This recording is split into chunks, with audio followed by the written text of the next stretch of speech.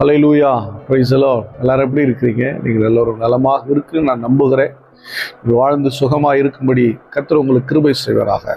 இன்றைய நாள் மெய்ப்பனின் சத்தம் யாத்திராகமத்தின் புஸ்தகம் 13ஆம் அதிகாரம் 26ஆம் வசனம். நீ உன் தேவனாகிய கர்த்தரின் சத்தத்தை கவனமாய் கேட்டு அவர் பார்வைக்கு செம்மையானவைகளை செய்து அவர் கட்டளைகளுக்கு செவி கொடுத்து அவருடைய நியமங்கள் யாவையும் கைக்கொண்டால் நான் எகிப்திற்கு வரப்பண்ணின வியாதிகளில் ஒன்றையும் உனக்கு வரப்பண்ணேன்.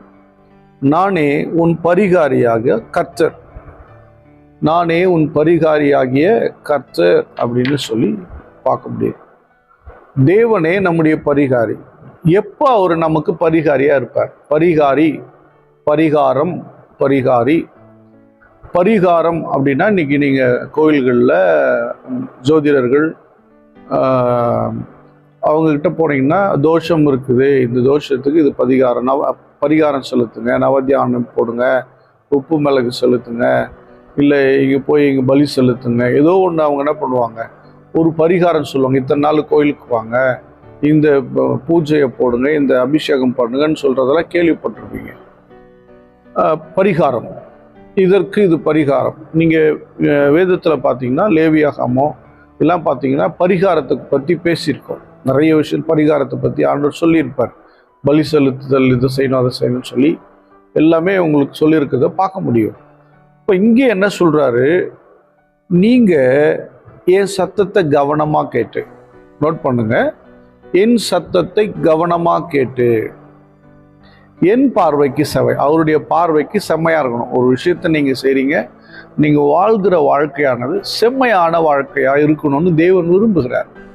இது பாருங்களேன், என்ன அக்கறை பாருங்க. ஒரு பிள்ளைகள் மேலே ஒரு தகப்பனுக்கு இருக்கிற அக்கறை, அவ்வளவு கவனம், அவ்வளவு ஒரு இம்பார்ட்டன்ட் பாருங்க. யோசிச்சு பாருங்க, அவர் அப்பான்னா நம்ம பிள்ளைங்க, அந்த பிள்ளைகள் மேலே அவ்வளோ கவனம். நீங்கள் செம்மையானதை என் பார்வைக்கு நான் பார்க்கும்போது நீ நல்லா செய், நல்லா இருக்கணும், நல்லவைகளை செஞ்சுருக்கணும், நல்லா வாழணும், நல்ல கீழ்ப்படிதலோடு வாழணும் அப்படிங்கிறத அவர் விரும்புகிறார்.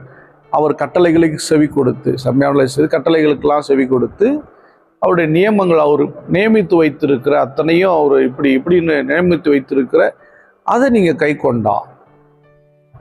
இதில் ரொம்ப ஷார்ட்டாக சொல்ல போனால், அவர் விருப்பப்படி வாழ்ந்து, அவர் எதிர்பார்க்கிறபடி வாழ்ந்து, அவர் என்ன குடிச்சிட்டு ஆடணும்னு விரும்புகிறாரா, இல்லை பொறுக்கித்தனமாக திரியணும்னு விரும்புகிறாரா, இல்லை பஞ்ச பரதேசியாக இருக்கணும்னு நினைக்கிறாரா? அப்படிலாம் இல்லை. நீங்கள் அன்புள்ளவர்களாய் வாழும்படி விரும்புகிறார், சமாதான பண்ணுகளாக வாழும்படி விரும்புகிறார், சாட்சியாக வாழணும் விரும்புகிறார், அடுத்து உதவி செய்கிறவங்களாக வாழ விரும்புகிறார், பரிசுத்தவானாக வாழ விரும்புகிறார். நல்லா தானே யோசிச்சிருக்கிறாரு. அப்படி நீங்கள் இருந்தீங்கன்னா நான் உனக்கு பரிகாரியாக இருப்பேன். உனக்கு எந்த பரிகாரம் தேவையில்லை, நானே உன் பரிகாரி. இயேசு கிறிஸ்துவின் ரத்தம் சகல பாவங்களை நீக்கி நம்மை சுத்திகரிக்கும். இயேசு கிறிஸ்துவின் மரணம், இயேசு கிறிஸ்துவின் உயிர்த்தெழுதல், இயேசு கிறிஸ்துவின் ரத்தம் நம்மை கிறிஸ்துவுக்குள் ஆசீர்வதிக்கப்பட்டவர்களாய் மாற்றுகிறது. அல்லேலூயா. அன்பு தேவனுடைய பிள்ளையே, அவரே பரிகாரி, எல்லாத்துக்கும் பரிகாரி அவர் தான். அன்றைக்கு ஒவ்வொரு தவறுகளுக்கும் ஒரு பலி இருந்தது. சர்வாங்க தகன பலி, குற்ற நிவாரண பலி, போஜன பலி, இப்படி பலிகள், ஏகப்பட்ட பலிகள் இருந்தது.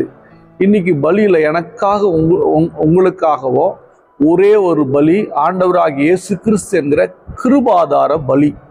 அந்த கிருபாதார பலியினால உங்களுக்கும் எனக்கும் அவரே பரிகாரியாய் மாறிவிட்டார். அதனால அவருடைய வார்த்தைகளை கடைபிடித்து அவரை பின்பற்றி வாழும்போது நம்முடைய வாழ்க்கையில் எல்லாவற்றிற்கும் பரிகாரி இயேசு கிறிஸ்து தான். கிருபையின் ஆதாரம் இயேசு கிறிஸ்துவின் பலி.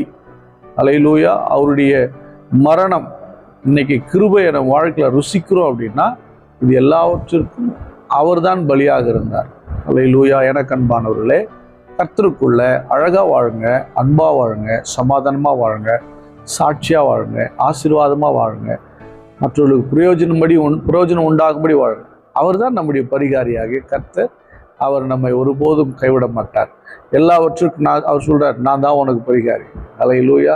எல்லாத்துக்கும் ஒரே மருந்து, இயேசு என்கிற மருந்து. கர்த்தரை நோக்கி ஸ்தோத்திரம் பண்ணுவோமா? ஸ்தோத்திரம், ஸ்தோத்திரம். எங்கள் பரிகாரியே, எங்கள் துணையாளரே, எங்களோடு கூட இருக்கிறவரே, உமக்கு ஸ்தோத்திரம் ஸ்தோத்திரம். அன்பின் பிதாவே, உமக்கு ஸ்தோத்திரம். பார்க்கிற பிள்ளைகளுக்காக ஸ்தோத்திரம். ஆண்டவரே ஸ்தோத்திரம். உடைய பிள்ளைகளை நீங்கள் ஆசீர்வதிக்கணும். உடைய பிள்ளைகளுக்கு சமாதானம் உண்டாகணும். உடைய பிள்ளைகளுக்கு ஆரோக்கியம் உண்டாகணும். நீங்கள் தான் பரிகாரியப்பா. வழி தவறினாலும் குற்றங்கள் குறைகள் இருந்தால் தயவாய் மன்னித்து உடைய பிள்ளைகளாகி எங்களுக்கு நீரே பரிகாரி என்பதை எல்லா நேரத்தில் விளங்கப்படுங்க. நாங்கள் உண்மையே நோக்கி பார்க்கிறோம். எங்கள் கண்களெல்லாம் உமக்காக காத்திருக்கிறது. எங்களுடைய செவிகள் உங்களுடைய வார்த்தைக்காய் காத்திருக்கிறது. வாங்கப்பா, எங்களோடு இருங்க, வாசம் பண்ணுங்க.